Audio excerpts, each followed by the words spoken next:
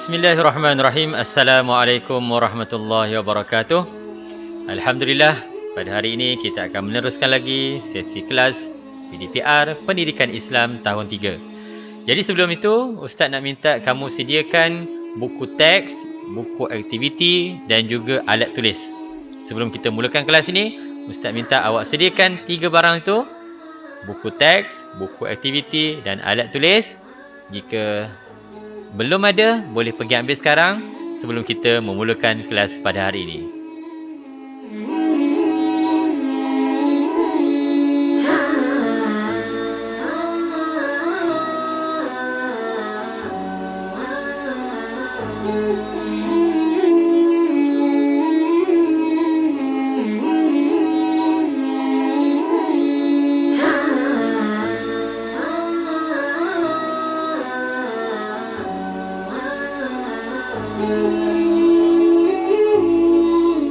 Jika dah sedia 3 barang tersebut, boleh tuliskan ruangan komen, saya sudah. Okey.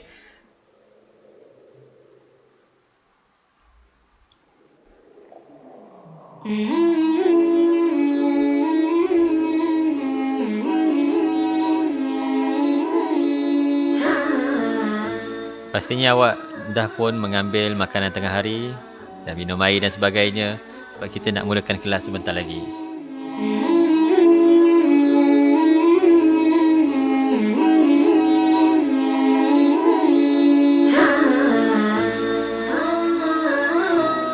Tiga 30 saat mulai sekarang kita akan mulakan kelas.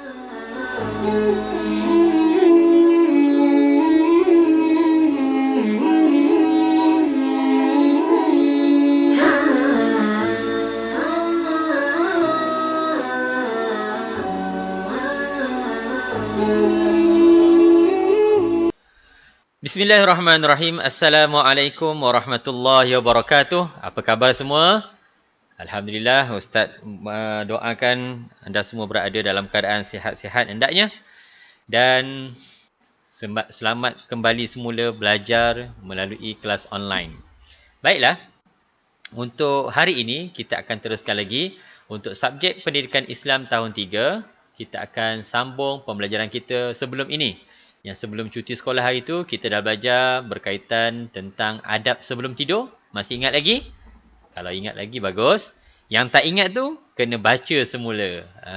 Apa yang kita dah belajar sebelum ni. Okey. Jadi untuk hari ini, topiknya masih tajuk yang sama, iaitu adab tidur. Tetapi kita akan pergi kepada topik yang akhir sekali. Topik yang akhir di mana sebelum ni kita dah belajar apakah yang dimaksudkan dengan adab sebelum tidur dan juga bagaimanakah nak mengamalkan adab selepas tidur. Okey. Serta dengan dalil-dalilnya, iaitu dalil nakli yang kita dah belajar sebelum ni lah. Okey, baik. Jadi hari ini kita akan teruskan untuk topik di dalam tajuk ini, iaitu kepentingan mengamalkan adab tidur mengikut sunnah. Okey, kita dah belajar sebelum ni antara adab-adabnya sebelum tidur dan juga selepas tidur. Jadi hari ini kita nak lihat apakah kepentingan kalau kita amalkan adab tidur. Okey, adab tidur yang berdasarkan apa? Berdasarkan sunnah Nabi Muhammad sallallahu alaihi wasallam. Ustaz dah pesan sebelum ni, kehidupan kita pastikan kita tiru cara Nabi. Apa sahaja yang Nabi buat, kita tiru sebolehnya. Okey, baik. Sebab ada kebaikan untuk diri kita dan juga kita akan dapat manfaat darinya. Okey, mari kita teruskan. Kita lihat ada 5 kepentingan bila kita mengamalkan adab tidur mengikut sunnah Nabi. Yang pertama, ikut Ustaz baca, menjadi satu ibadat dalam kehidupan. Menjadi satu ibadat dalam kehidupan. Bila kita amalkan sunnah Nabi, dalam masa yang sama, kita telah menambah satu amal ibadat kita dalam hidup kita. Iaitu, menambahkan satu amalan ataupun ibadah dalam kehidupan kita melalui adab tidur. Bila kita laksanakan ataupun lakukan adab-adab tidur yang kita belajar sebelum ni, perbuatan itu dikira sebagai satu ibadat. Bukan senang. Orang lain tak tahu pun. Yang tak belajar, dia tak tahu. Bila awak dah belajar, awak dah tahu. Bila awak tak amalkan, rugi sangat. Jadi lepas ni, awak amalkan setiap hari. Sebab ia dikira ibadat. Ibadah ni banyak. Ibadah ni antara yang utamanya solat, puasa, zakat, baca Quran, mengaji dan sebagainya. Itu semua ibadat. Awak bayangkan, dalam banyak-banyak ibadat, ibadat ni yang paling mudah sekali kita buat. Tak melibatkan tenaga yang banyak pun. Awak cuma ubah saja awak punya tabiat sebelum ni ataupun cara awak tidur sebelum ni kepada cara yang berdasarkan sunnah Nabi. Dah dikira ibadat. Bayangkan, tidur pun dapat ibadat. Tidur pun dikira sebagai satu ibadat. Okey, baik. Itu yang pertama. Yang kedua, menjaga kesihatan fizikal dan mental. Menjaga kesihatan fizikal dan mental. Apa itu kesihatan fizikal? Fizikal ni ialah tubuh badan kita. Anggota badan kita, itu dinamakan fizikal. Okey. Jadi, bila kita mengamalkan adab tidur, kita dapat menjaga kesihatan diri kita. Dengan cara macam mana? Kan kita dah belajar sebelum ni, bila kita tidur, cara yang Nabi sarankan, ialah apa dia? Mengiring sebelah kanan. Bila mengiring sebelah kanan, apa yang akan berlaku? Kita dapat kita dapat menghasilkan perjalanan darah ke seluruh badan dengan lebih baik. Kerana apa? Kerana kita membiarkan jantung ataupun tidak memberikan tekanan kepada jantung untuk melaksanakan kerjanya. Jadi saluran darah tu dapat disalurkan ke seluruh anggota badan kita dengan lancar. Bila sampai darah ke anggota badan, maka tubuh badan kita akan lebih sihat. Okey. Dan yang kedua, bila tubuh badan kita sihat, secara tak langsung kita akan dapat meningkatkan kesihatan mental kita, otak kita. Okey. Kita dapat meningkatkan kesihatan dari segi mental juga. Okey, itu yang kedua. Nanti Ustaz akan terangkan lagi yang lebih lanjut pada bab yang seterusnya lepas ni. Okey. Yang ketiga, melaksanakan sunnah Nabi Muhammad sallallahu alaihi wasallam. Ni penting. Kita kata kita sayang Nabi, kita sayang Rasulullah. Tapi apa tandanya? Apa buktinya kita sayang Nabi? Dengan cara kita ikut apa yang Nabi buat. Kita laksanakan sunnah Nabi. Itu adalah satu tanda kita sayang pada Nabi dan kita sayang pada agama ini. Kerana apa? Kerana Allah utuskan Nabi untuk diikuti. Jadi, apa yang kita belajar tentang sunnah Nabi, kita lakukan. Itu salah satu tanda kita sayang kepada Nabi. Kita kasih kepada Nabi. Bila kita amalkan sunnah Nabi ni, sebenarnya tak rugi pun. Malah kita untung. Kita untung dari segi keberkatan, kesihatan dan sebagainya. Okay. Yang ketiga. Yang keempat, mendapat pahala daripada Allah Subhanahu Wa Taala. Mendapat pahala daripada Allah Subhanahu Wa Taala. Ini sudah pastilah. Sebab apa? Kita tengok nombor satu tadi. Bila kita tidur sunnah Nabi, kita amalkan sunnah Nabi, dikira ibadat. Yang kedua, kita ikut sunnah Nabi, apa yang Nabi tunjukkan. Jadi, sudah pastilah Allah akan memberikan ganjaran pahala kepada kita. Awak bayangkan, tidur pun dapat pahala. Tidur dapat pahala. Macam ayah ataupun orang bekerja. Orang bekerja, diberikan satu tugasan, dapat gaji. Kita pun sama. Kita melakukan satu ibadat, diberi pahala. Tapi mudahnya pahala nak dapat ni, sampaikan kita tidur pun, Allah bagi pahala. Bayangkan, ada tak pekerjaan dekat dunia ni, yang bila dia tidur, orang bagi dia gaji. Banyak pula tu. Bukan sikit. Banyak pula tu. Kalau sepatutnya, bila orang bekerja time tidur, sepatutnya bukan kata dapat gaji. Kena potong gaji lagi adalah. Tapi nak tengok betapa kayanya Allah, betapa kasihnya Allah, sayangnya Allah pada kita. Bila kita amalkan sunnah Nabi ni, Allah berikan ganjaran pahala kepada kita. Jadi mudah sangat. Tidur dapat pahala. Tidur dapat pahala. Tapi jangan jadikan alasan. Bila mak ayah tanya, kenapa ni asyik tidur je? Nak dapat pahala, mak. Bukan macam tu. Ada masa kita ibadah sungguh-sungguh. Ada waktu kita solat. Ada waktu kita mengaji. Ada waktu kita tidur, pastikan kita tidur yang berkualiti. Kita ikut sunnah Nabi. Kita dapat rehatkan badan. Kita dapat tingkatkan pahala. Okey, baik. Itu yang ketiga. Yang keempat, mendapat pahala daripada Allah. Oh, maaf. Itu yang keempat tadi, mendapat pahala. Yang kelima, menghindari diri daripada gangguan syaitan. Okey, kita tahu syaitan ni dia memang tugasnya mengganggu manusia, menggoda manusia untuk manusia ke arah kejahatan. Baik. Jadi, bila kita amalkan adab tidur sebelum ni yang kita pernah belajar, yang ustaz ajar sebelum ni, kita dapat mengelakkan ataupun menjauhkan, menghindarkan diri kita ini daripada gangguan syaitan. Okay, sebab Allah dah bagi tahu syaitan tu adalah musuh kita yang paling nyata. Jadi buat apa kita nak berkawan dengan musuh? Kita nak lebih jauh dengan musuh. Menghindarkan diri daripada musuh. Sebab kita nak mengelakkan diri kita dari dipengaruhi oleh syaitan.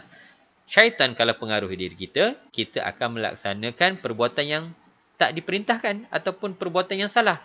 Jadi sebab itu kita kena hindarkan daripada syaitan. Okay, sebab apa? Sebab ada orang waktu dia tidur, dia akan mimpi macam-macam. Dia akan mimpi benda yang perkara yang buruk. Sehingga kan tidurnya tak berkualiti. Dia terjaga, berpeluh-peluh, terkejut dan sebagainya. Itu menunjukkan tidur yang tak berkualiti. Sedangkan kita tidur untuk merehatkan badan. Untuk merehatkan badan, meningkatkan kecergasan. Tapi bila dia tidur, tak mengamalkan adab tidur yang betul, syaitan ganggu dalam mimpi dan sebagainya, dia tak dapat tidur yang sempurna ataupun tidur yang berkualiti. Asyik-asyik terkejut. Asyik-asyik terkejut. Okey, jadi amalkan adab tidur, kita akan memperolehi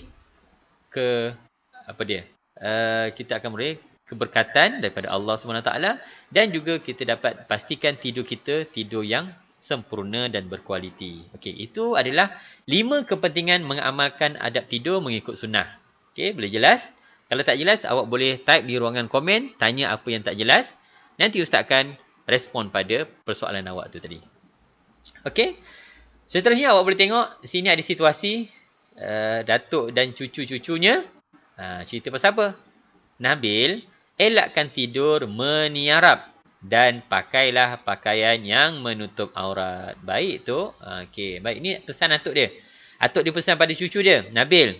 Okey.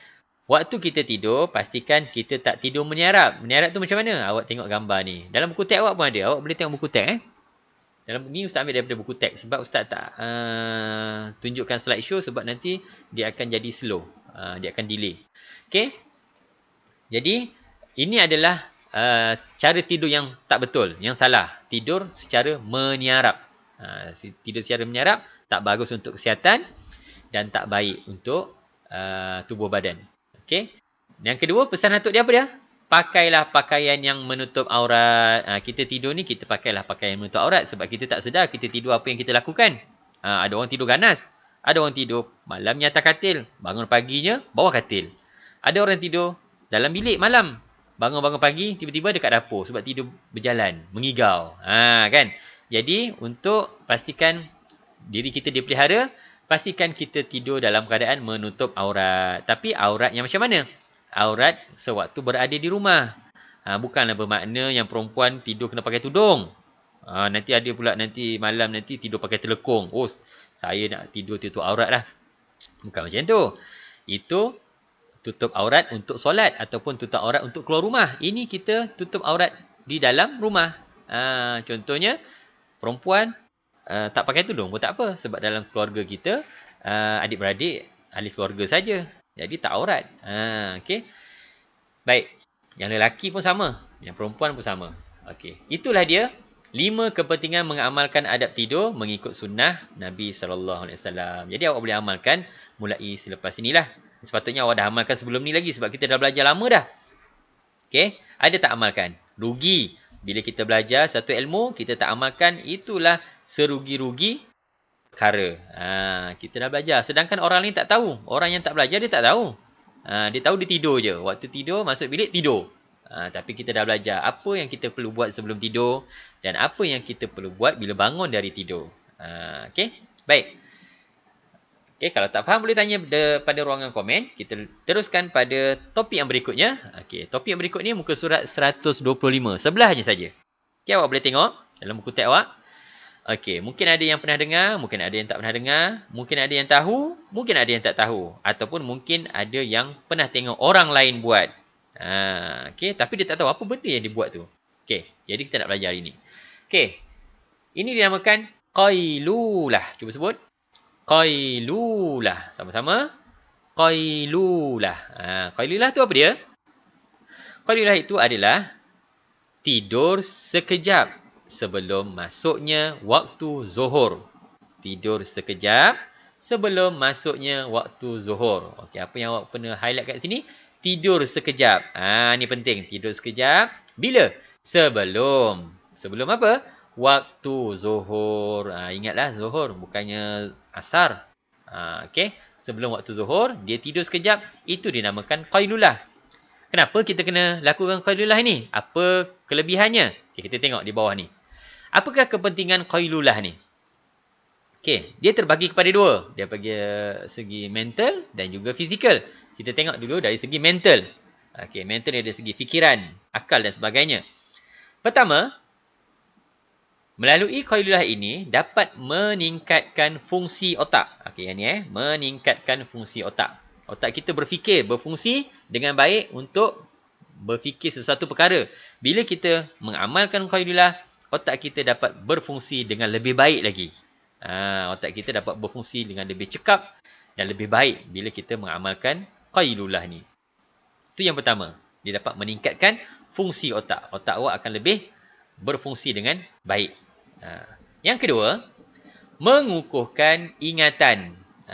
Okey, apa yang kita baca, ada orang bila baca lupa. Bila belajar lupa. Sebab ingatan tak kukuh. Jadi antara satu kepentingan dari segi qailulah ini ialah dia dapat meningkatkan ataupun mengukuhkan ingatan. Apa yang kita dah hafal, dia akan mudah untuk ingat lebih lama daripada biasa. Mengukuhkan ingatan kita. Apa yang kita belajar, kadang-kadang orang baca buku tapi lepas tu bila tanya tak tahu.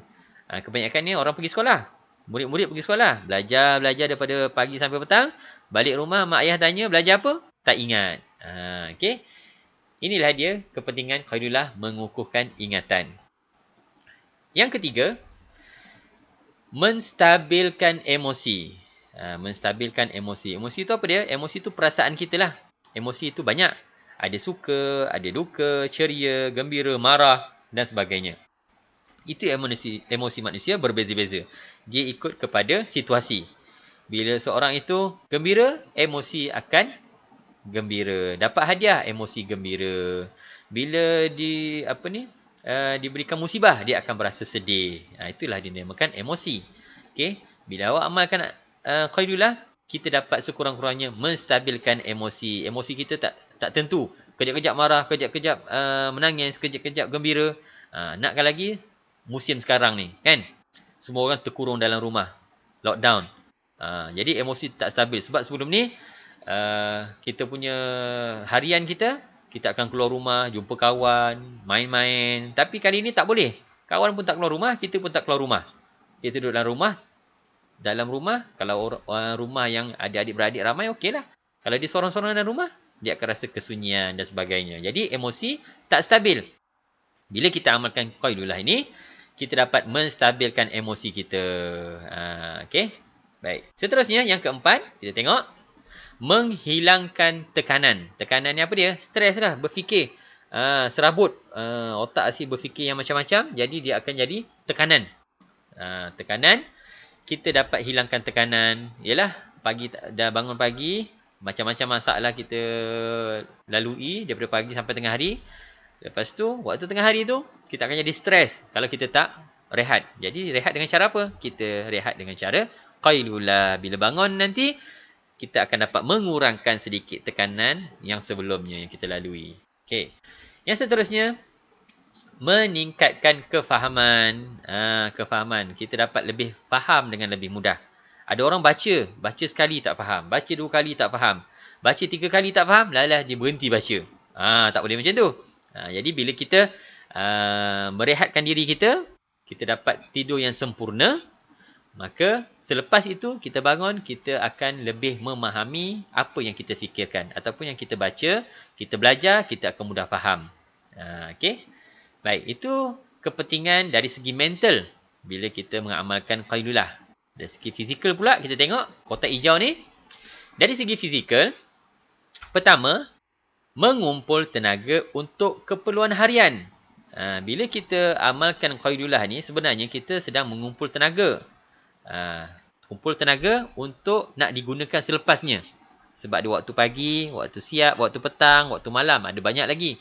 Jadi, di pertengahan hari tu, di tengah hari tu, kita qailulah supaya kita dapat kumpul balik tenaga kita yang kita dah guna waktu pagi tadi untuk kita gunakan tengah hari, petang dan malam. Jadi, itu tujuan dia. Kita dapat kumpulkan kembali tenaga kita. Macam handphone awak lah. Awak pagi-pagi main game, tengah hari, bateri nak habis. Ataupun bateri dah makin slow. Apa yang kita buat? Kita cas. Betul. Bila kita cas, bateri dia makin bertambah. Skrin dah makin cerah. Begitu juga dengan badan kita. Bila kita dah penat waktu pagi, buat macam-macam, belajar dan sebagainya, tengah hari kita akan rehat dengan cara qailulah, badan kita dicas balik. Ada balik tenaga untuk kita gunakan selepasnya, waktu tengah hari, petang dan hingga malam. Jadi itu tujuannya.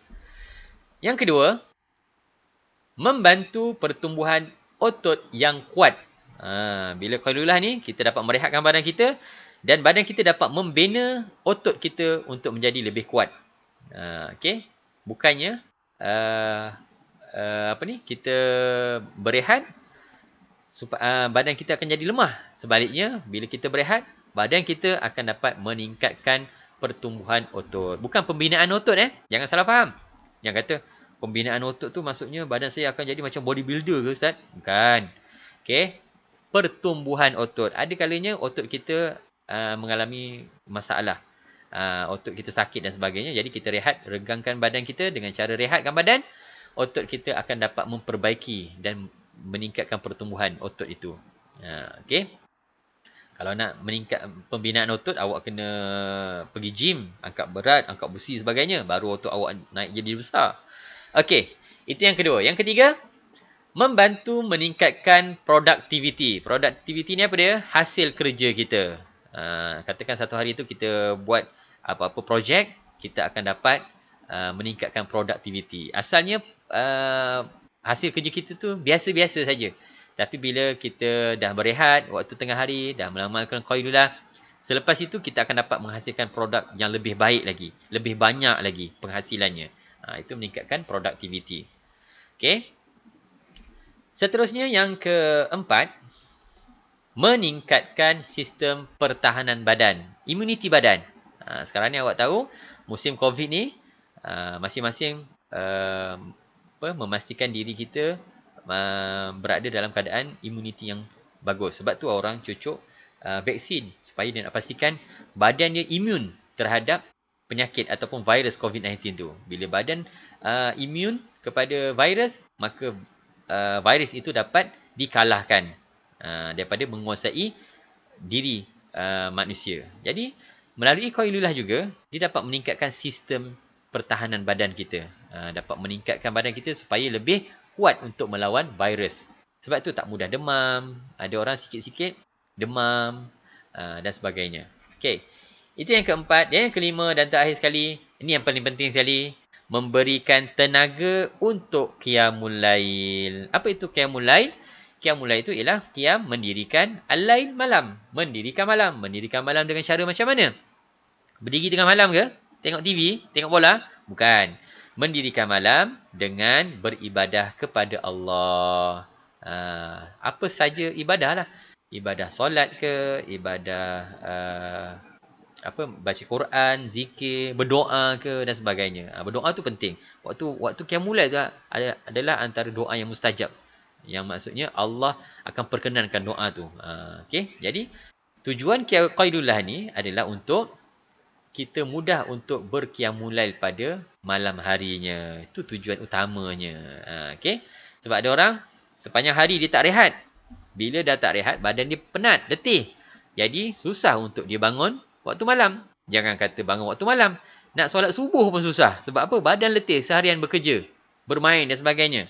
Jadi, tujuan dia, sepanjang hari tu, kita telah rehat di waktu pertengahan hari dengan cara qailulah, maka badan kita dah kumpul balik tenaga. Bila waktu malam kita tidur, kita akan mudah untuk terbangun waktu kira-kira pukul 3-4 pagi untuk berqiyamul lail, beribadah kepada Allah. Okey, baik. Itulah kepentingan qailullah dari segi fizikal. Kita dah lihat dari segi mental dan juga lihat dari segi fizikal. Cuma ada yang bertanya, qailullah ni bila waktunya? Memang tahu waktu sebelum zuhur. Waktu sebelum zuhur tu bila? Waktunya adalah 10 minit hingga ke 30 minit sebelum waktu zuhur. Katakan waktu zuhur pukul 1.30. Jadi, antara pukul 1 hingga 1.30 tu lah waktu qiyamul lail. Maaf.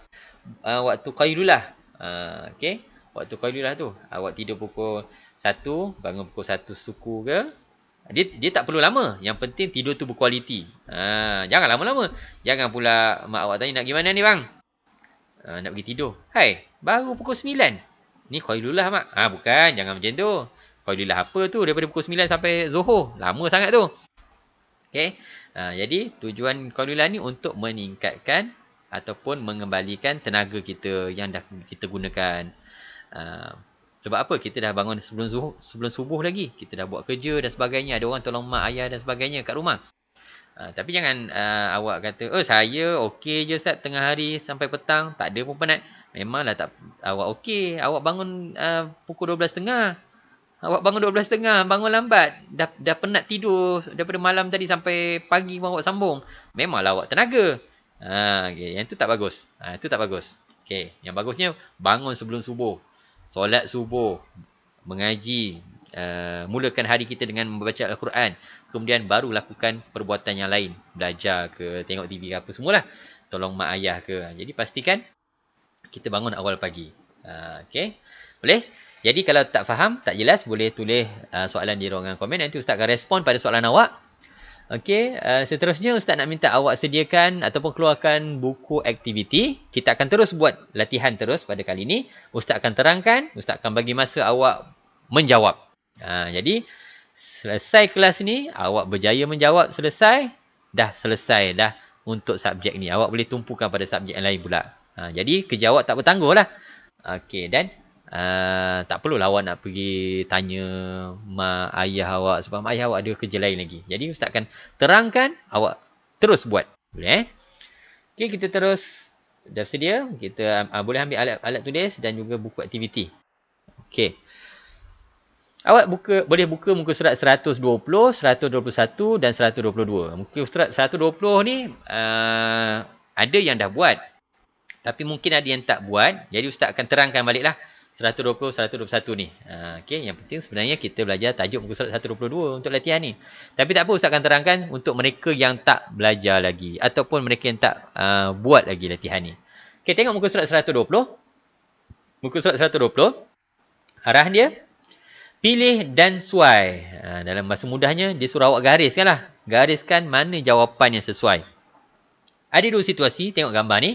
Di situasi pertama, amalan sebelum tidur. Situasi kedua, amalan selepas bangun tidur. Jadi dekat sini ada 6 pilihan jawapan. Dia minta awak padankan dengan situasi yang sesuai. Dia bagi contoh kat atas ni. Bersiwak atau berus gigi. Itu adalah amalan selepas bangun tidur. Jadi awak gariskan lah. Pastikan garis guna pembaris. Okey. Garislah dekat situasi ni. Okey, ini Ustaz tolong bacakan. Membaca doa sebelum tidur. Membaca doa sebelum tidur. Awak terus buat. Amalan sebelum tidur ke selepas tidur? Dekat soalan ni pun dah ada jawapan. Senang sangat.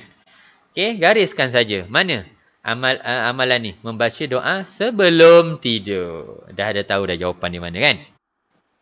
Yang kedua, mengibas tempat tidur. Mengibas, kita dah terangkan hari tu. Mengibas tempat tidur. Bila nak kena buat? Bila bangun tidur ke ataupun sebelum tidur? Mengibas tempat tidur. Yang ketiga, mengiring di sebelah kanan. Tidur mengiring di sebelah bahagian badan yang sebelah kanan. Bila mengiring sebelah kanan, awak kena amalkan sebelum tidur ke selepas tidur? Kena fikir logik lah. Kalau tak tahu jawapan, kena fikir logik. Dah bangun tidur, buat apa nak mengiring lagi? Okey, contoh. Yang keempat, membasuh tangan. Ni awak kena ingat. Membasuh tangan sebelum tidur ataupun selepas tidur. Yang kelima, membaca doa bangun tidur. Dekat situ pun dah ada jawapan dah. Awak boleh pilih teruskan membaca doa bangun tidur. Itu sebelum ke ataupun selepas. Kalau salah pun Ustaz tak tahulah macam mana. Okey. Dan yang keenam, berwudu. Ambil wudu. Ambil wudu ni bila? Sebelum tidur ataupun selepas tidur. Terus gariskan. Okey. Dah siap Nanti Ustaz bagi masa lepas ni. Kita tengok muka surat sebelah dia pula. Ustaz terangkan dulu.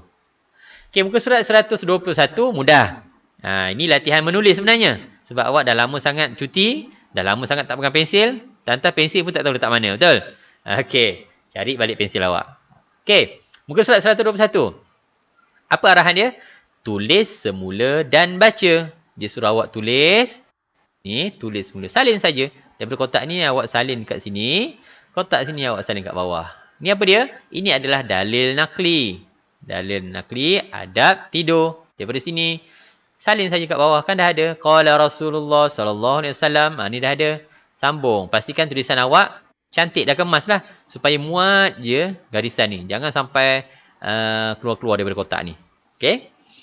Yang ni tak payah salin pun tak apa. Rawahul Bukhari Muslim tak payah salin tak apa. Okey. Yang ni.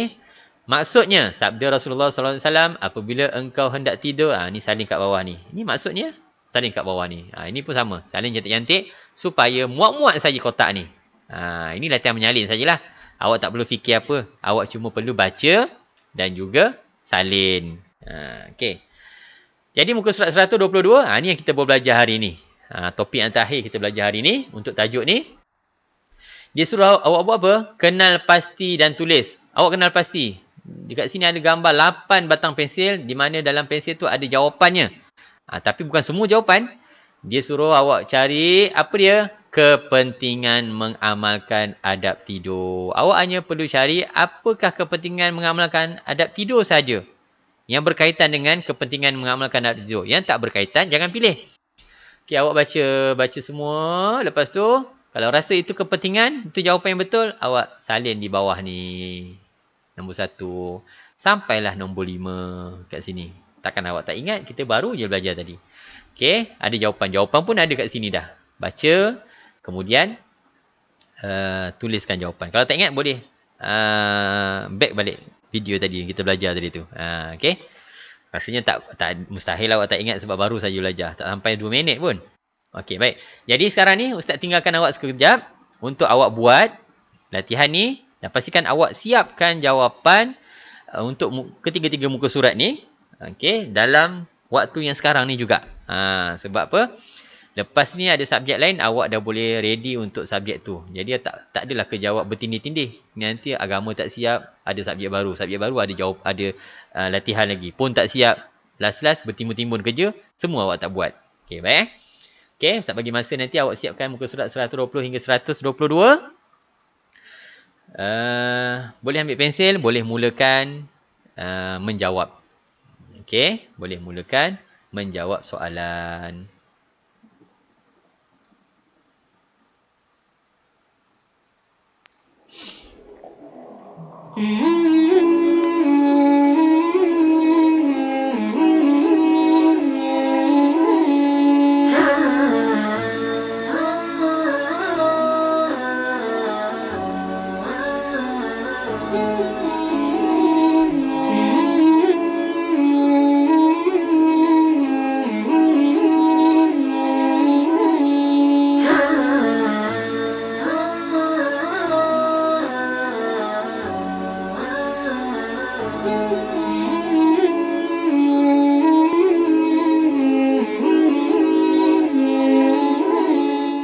Okey, baik, ada yang bertanya. Dah siap nanti nak buat macam mana Ustaz? Okey, dah siap nanti. Tengok sini. Dah siap muka surat nanti. Ustaz minta awak ke ataupun abang kakak ataupun tak ada yang tahu. Mak ayah awak minta tolong untuk snapkan gambar. Ambil gambar ni. Satu muka surat, satu muka surat, satu muka surat. Okey, ada 3 gambar ni. dekat dalam grup ustaz ada bagi link. Link pertama, link untuk tengok video ni dekat YouTube. Link kedua, link untuk kehadiran. Awak nanti klik dan isi link kehadiran awak untuk kelas hari ni. Link ketiga adalah link penghantaran laporan tugasan. Jadi awak klik link tu, isi nama apa semua kelas, akhir sekali dia ada satu button suruh muat naik ataupun upload. Dia tulis kat situ. Awak klik upload tu ataupun pesan pada mak ayah awak, abang kakak, mesti mereka tahulah. Tekan upload tu, kemudian hantarlah 3 gambar ni. Yang dah siap lah. Yang awak dah siap, dah tulis jawapan, hantarkan gambar ni. Nanti ustaz akan semak dekat file tu nanti. Okey, pastikan awak hantarlah. Nanti ustaz nak semak, ustaz akan write kat situ. Nanti awak boleh tengok balik. Untuk yang dah siap, pastikan ambil snap gambar cantik-cantik sikit. Yang penting yang ni lah, yang ni sebab ustaz nak semak nanti tak nampak jelas nanti tulisan awak. Okey, boleh Okey. Teruskan menjawab.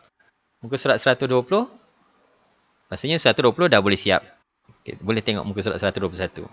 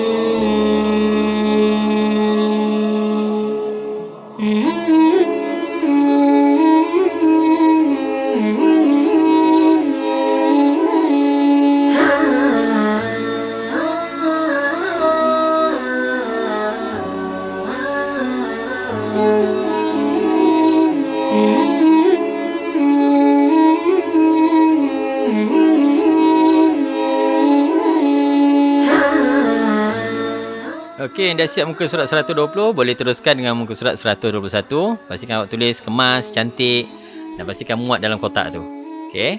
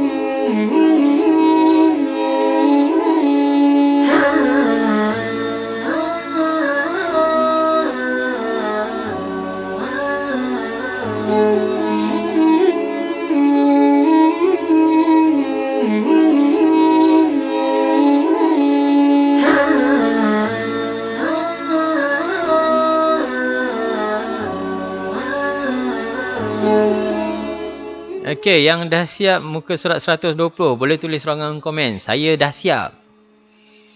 Yang dah siap muka surat 120, tulis kat ruangan komen, saya dah siap. Teruskan buat muka surat 121 dan 122.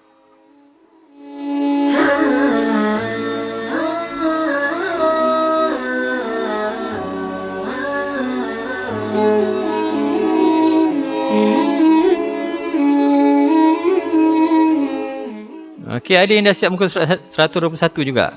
Okey, tulis juga. Saya dah siap 121 muka surat.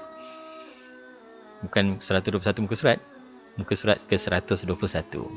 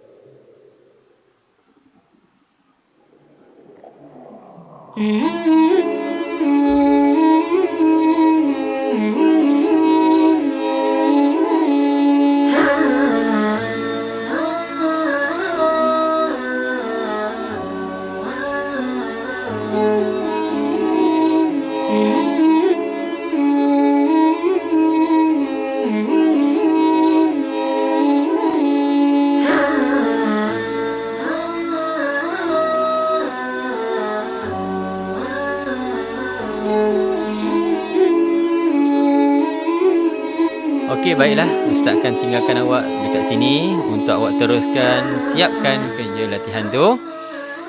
Tak perlu laju-laju, boleh buat dalam keadaan yang kadar yang biasa awak tulis.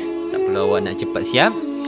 Okey, bila awak dah siap nanti jangan lupa untuk send ataupun upload hasil kerja awak tadi tu dan hantar ke link yang Ustaz berikan. Okey, untuk sekadar itu saja pada hari ini. Kelas kita pada hari ini Ustaz akan tamatkan kelas pendidikan Islam tahun 3 untuk subjek pendidikan Islam bidang adab, iaitu tajuknya adab tidur. Baik, nanti kita akan bertemu lagi untuk kelas yang berikutnya. Wabillahi taufiq wal hidayah. Wassalamualaikum warahmatullahi wabarakatuh.